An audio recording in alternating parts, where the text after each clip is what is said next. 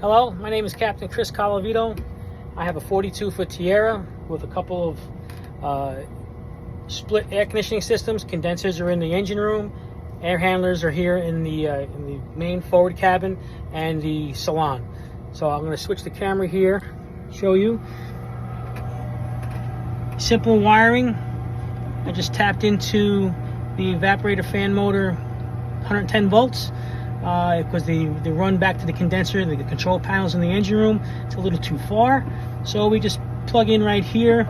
I'll heat shrink these nice, wrap this all back up, mounted the unit. So here's the return here. This is the return here. I have the unit mounted in the return. You can see here, it's mounted up in the return here.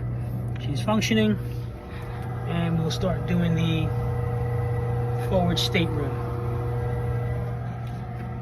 The other unit is mounted under here, which was my last video.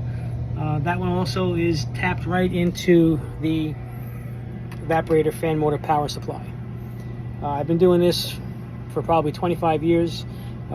Commercial, industrial, residential refrigeration and marine refrigeration, 26 years.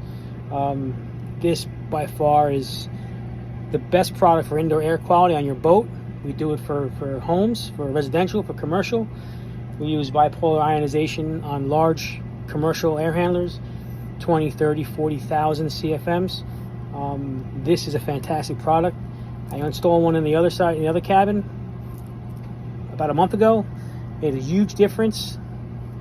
Now we put these in for the front unit, and I'll be putting one in the second stateroom, which operates off the salon unit. It's going to be really good. Great product. Thank you.